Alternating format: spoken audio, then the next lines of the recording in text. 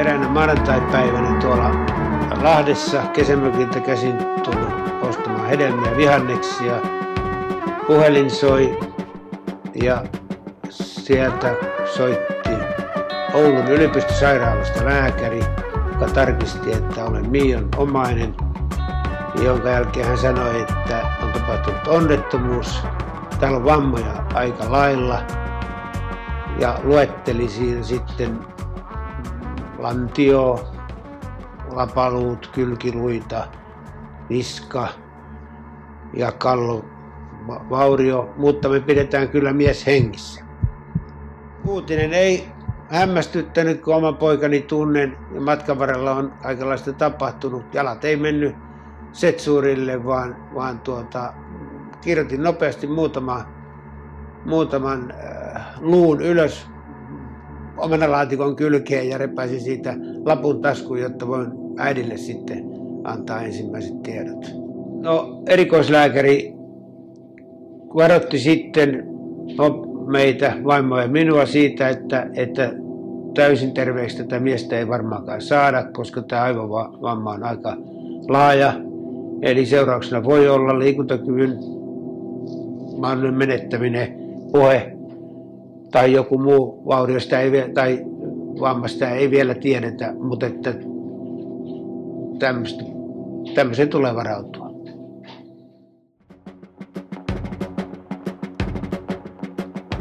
Ekalla kerralla, kun mä kuulin, että Enolle oli käynyt jotain, niin me rakennettiin Oivan kanssa Legoja Oivan huoneessa. Sitten mä menin kysyä isältä, että miksi äiti itkee. Ja sitten isä sanoi, että Eno on tippunut katolta. Ja silloin mä en vielä ymmärtänyt oikeastaan, että mitä oli käynyt, niin sitten mä vaan jatkoin Legojen rakentamista. Kuulin siitä Miian onnettomuudesta, kun äiti soitti mulle. Ja sairaanhoitajana aloin heti laskemaan ja miettimään niitä vammojen laatua ja laajuutta. Ja seuraava ajatus oli, että kyllä se nyt oli Miian viimeinen loikka, että mä saatan menettää. Ja mä istuin ja itkin. No Miian historian tuntien 0-vuotiaasta saakka en ollut yllättynyt, mutta oli kuitenkin parempi kuin kuolema.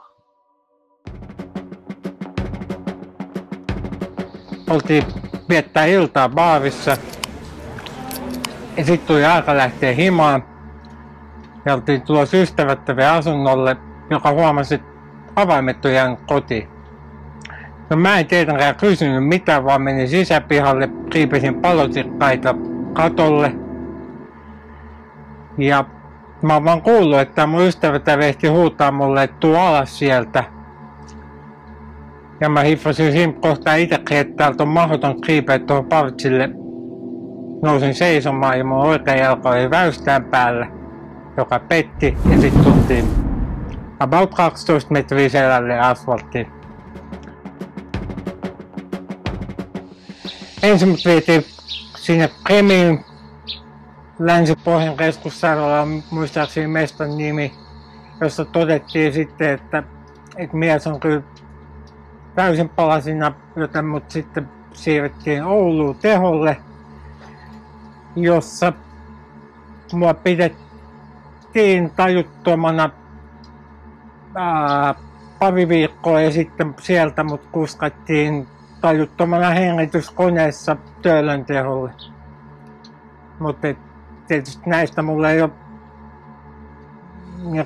muuta mielikuvaa kuin sen oman maailman mielikuvat, missä mä elin, mutta sillä ei ole kyllä mitään tekoa tämän maailman kanssa. Sitä on hyvin hankala ruveta edes selittämään semmoiselle ihmiselle, joka ei siellä käy. Yksi tärkeimpiä hommia oli se, että heti kun tämä oli tapahtunut, että mä olisin maassa, niin se, että nämä mun ystävättävät ei koskenut muuhun, koska mä olin niska murtunut, niin siinä olisi varmaan sitten ollut nelivä ja halvaus aika lailla lähellä.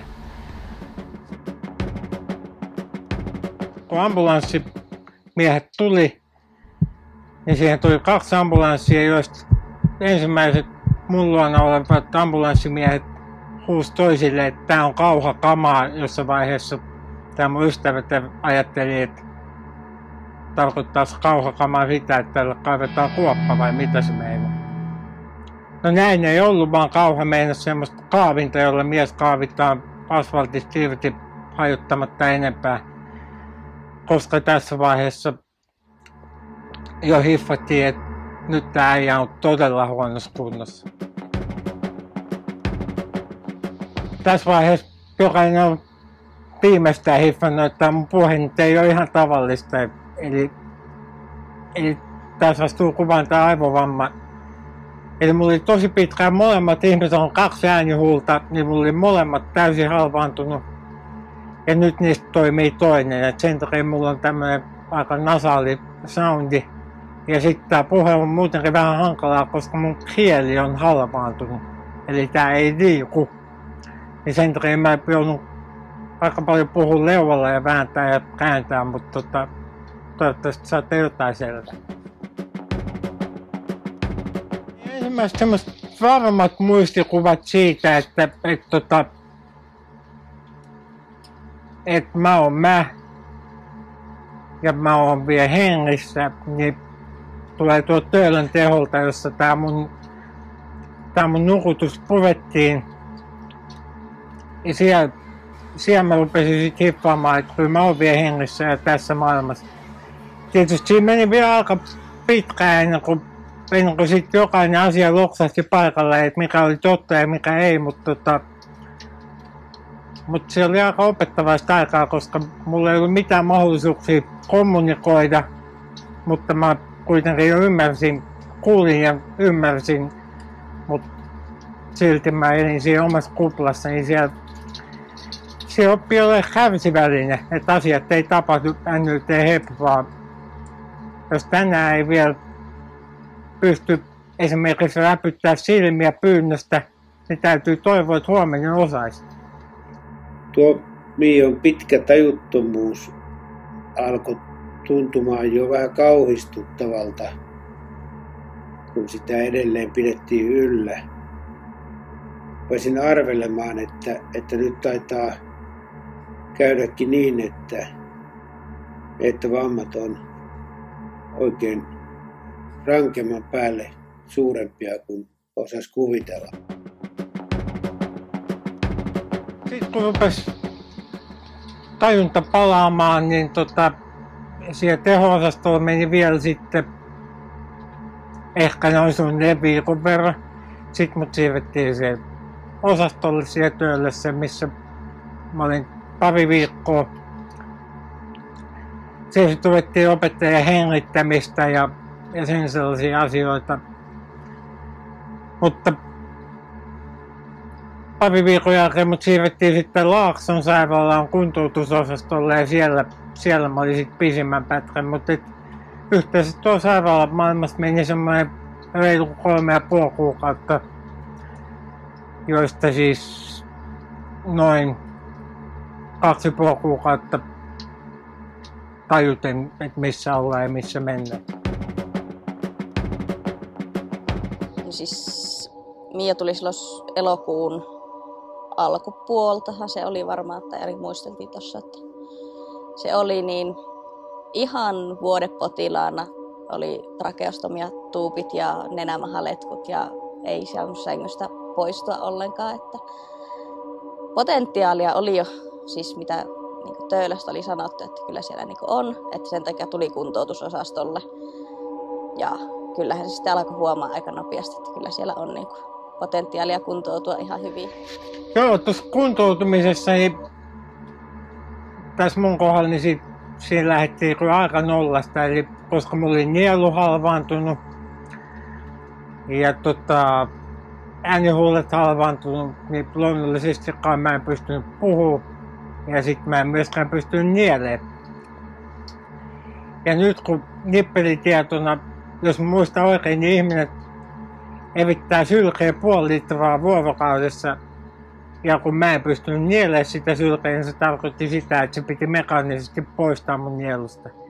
siis pikkuhiljaa lähdettiin sitä kuntouttaa niin kuin eri tavoin, että ensinhän se oli vaan pelkästään vuoteessa ja sitten alettiin huomata, että siellä jalkoissakin alkaa olleen, vaikka se vasen puoli oli heikompi, niin silti siellä oli vähän silleen, ja sitten kun toisella puolella oli vielä murtumaa ja muuta, niin sitten oli vähän se, että miten päin siirtää tuoliin ja muuta, että sitten alkoi se kuntouttaminen siihen pyörätuoliin ja plus sitten alkoi se, vaihdettiin trakariin, siis siihen trakeostomiatuubiin, niin vaihdettiin puhekanyyli, niin sitten alkoi myös se puhuminen, että aika paljon, siis mä esimerkiksi silloin kun Miiolla oli vielä trakari ja se ei pystynyt puhumaan, niin silloin kun sinne laitettiin se puhekanyyli, niin sitten se pystyi puhumaan, niin mähän tekin monesti, että mulla saattoi aamutoimetkin kestää kauan aikaa siellä Miion kanssa, koska me juteltiin ihan hirveästi sitten, että koko ajan kun tehtiin siinä jotakin juttua, että laitoin sille ruokaa tai jotakin muuta, niin koko ajan sitten niin puhuttiin kuitenkin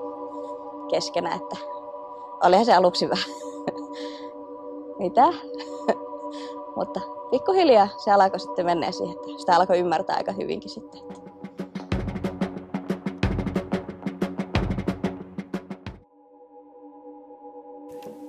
No ensimmäiset sanat oli muistaakseni töttörö, joka kuvasti kyllä Miion sen hetkistä pelihuumoria aika hyvin. Totta kai nälkä kasvaa syödessä, kun rupesi hiffaa, että mähän saattaa oppia jopa nousee itsekseen tästä sängystä, niin tuli semmoinen fiilis, että mä haluan oppia nousee tästä sängystä yksin ja mä haluan oppia seisoo yksin. Ja aina kun oppii jotain uutta vähän, niin tuli semmoinen fiilis, että no jos mä tän opin, niin kyllä mä sit mä opin myös kävelemään. Ja sit kun oppi esimerkiksi nielee, niin ajattelin, että mä opin myös jossain vaiheessa puhua. Eli siitä tuli semmoinen positiivinen lumipalloefekti, että aina halusi vaan oppia lisää ja lisää. Sitten kun mä pääsin esimerkiksi pyörätuoliin, niin meillä oli siellä päivähuoneessa semmoinen kuntopyörä, johon saa ajaa oman pyörätuolin viereen. Sitten pantiin tassut polkimille. Ja jos tänään pystyi polkemaan 5 minsaa, niin huomenna oli pakko polkea jo 7 ja niin edespäin. Et kauhean hieno, kun oppii vaan elämää ja ole ihminen.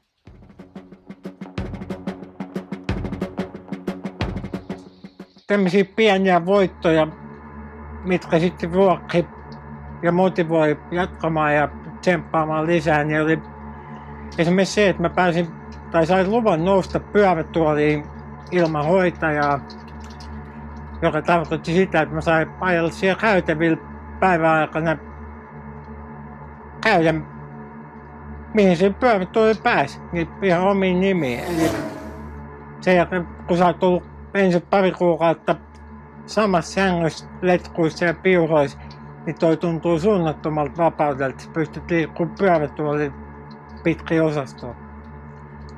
No siitä ei mennyt sitten kovin kauan, kun mun fysioterapeutti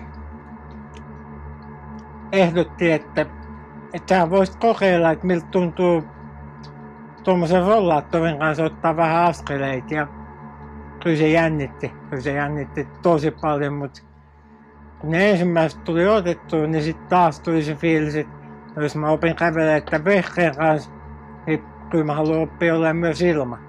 Sitten seuraava kehitysvaihe oli kävelykeppi ja sit mä uskalsin jättää jossain vaiheessa sen kepin pois ja loppu onkin sitten tähän päivään asti mennyt aika loistavasti, mutta onnistumiset ruokkii tosi paljon, että kun oppii jotain uutta, niin halusi oppia aina lisää.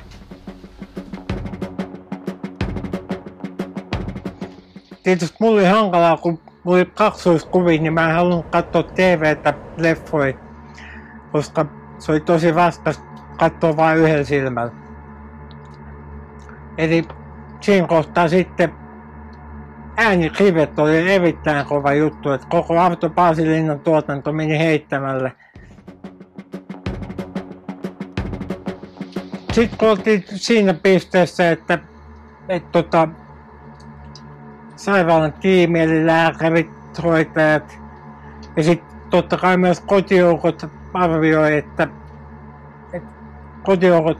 ne pärjää mun kanssa ja sairaala ihmiset arvioi, että mä pärjään himassa. Niin sit tuli se päivä, että mut kotiutettiin sairaalasta ja se oli jännä päivä, joutui myöntämään.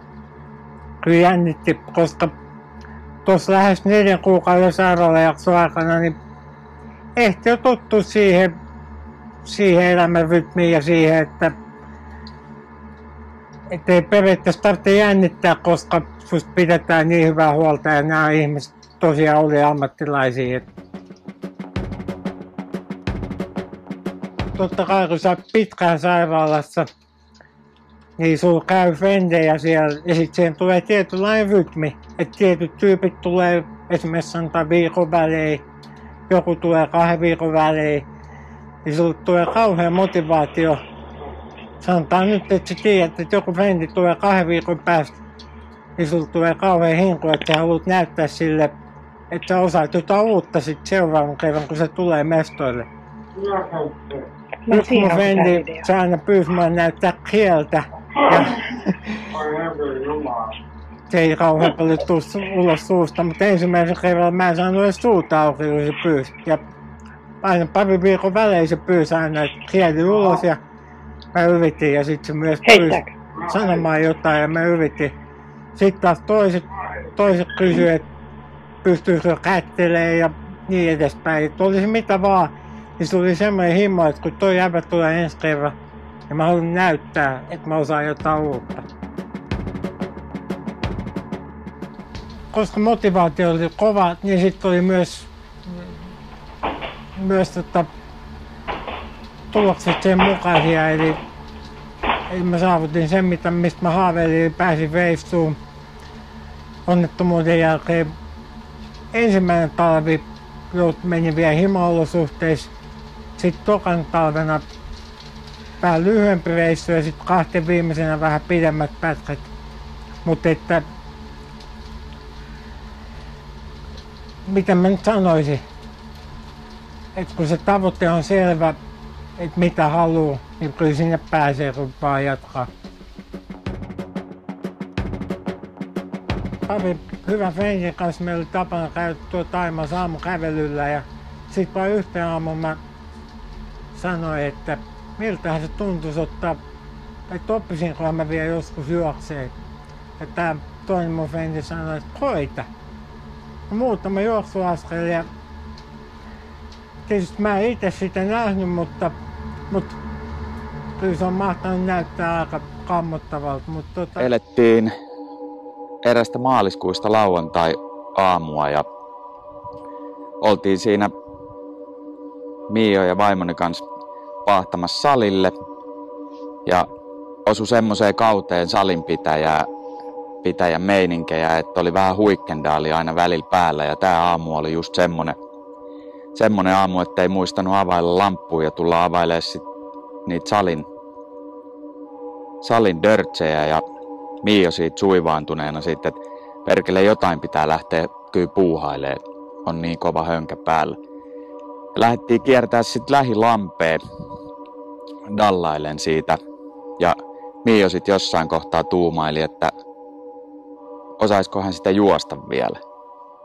Niin sitten tuumailtiin siinä, että eihän se selviä muulla kuin kokeilemalla. Et kokeile. Ja se ei ollut niin hullunkurisen näköistä oikeasti, mitä Miio varmaan muistaa siitä. Se meni ihan ok. Mun mielestä hullunkurisinta siinä oli se, että Miiolla oli sen faijan jotkut vanhat tanssikengät jalassa. Ainakin ne näytti siltä, millä se lähti siitä sit lompsottelee. Ja se meni ihan hyvin. Se oli pikku hakemista, mutta tunnistettavasti juoksemista. Et mun mielestä se oli aika kova juttu ja se lähti heti alusta asti kyllä rullaa silleen, että huomasi, että kyllä tästä tulee vielä hyvä. Siitä jäi semmoinen kripinä, että kyllä mä haluan tää homma oppia ja sit vaan rupesin, että jos ensin juosti 10 metriä, niin sit mä koitin seuraavan kerran juosta 20 ja niin edespäin. Ja nyt sitten viime keväänä, eli vähän reilu vuosi sen jälkeen kun mä opin juokseen, niin mä sain komprovoitua ton puolimaratonin, eli 21 kilsaa maaliin.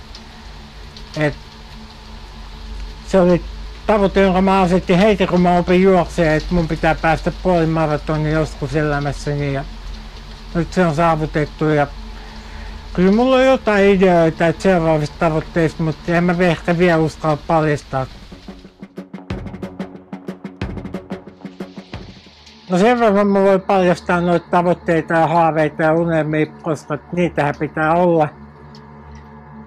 Niin toi mun kömpelyys ja tasapaino on sitä luokkaa, että jos tässä kohtaa haaveilee, että pääsis joskus vielä luistimille, niin se on kova tavoite.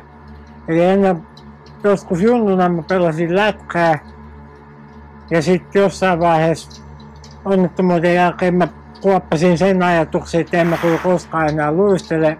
Mut hei, eihän mun pitänyt koskaan enää kävellä ja puhukaan, niin miksei.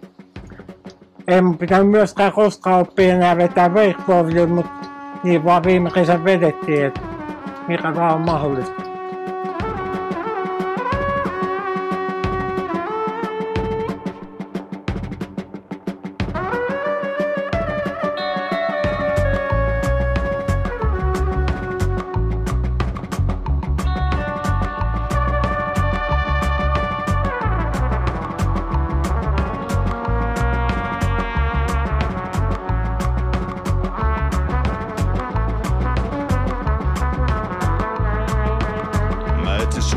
Kloppiina landeella, konkelilla, rytyllä, raitilla, takkakumi vanteella, sätkä huulessa. Käsi lanteella, takatukka tuulessa.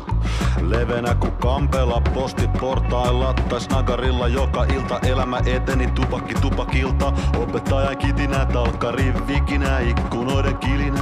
Sua vaan en nää, limudiskossa oli liian hämärän. On nurka taka, imailtiin jo sitä itseään sisään. Ja tassi lattia kiertämään, sua etsiskelemään, vai eipä tietenkään. Näin jälkeenpäin mä tiedän, että sä ees ollut siellä. Mutta silloin kyllä sain melkein kyyneleitä niellä, bebe mama. On etsinyt sua verellä ja hiellä, kuin surffannut nenälläni kiivisel tiellä. La la, Juba trouble the drama.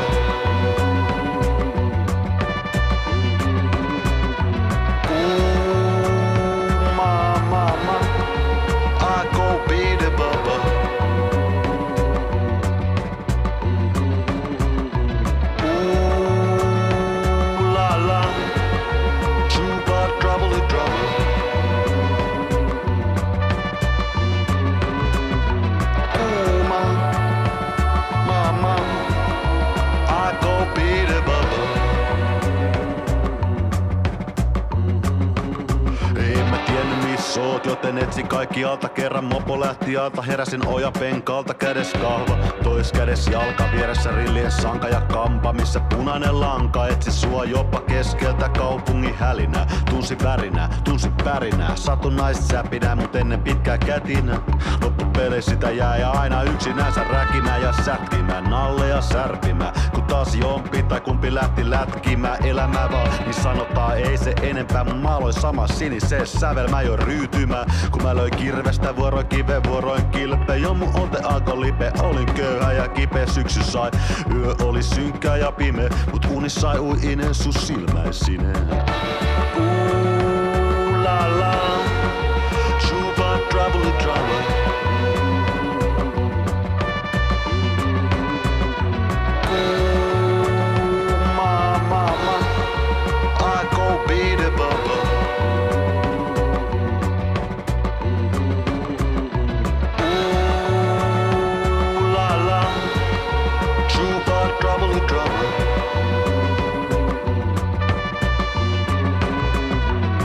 Uma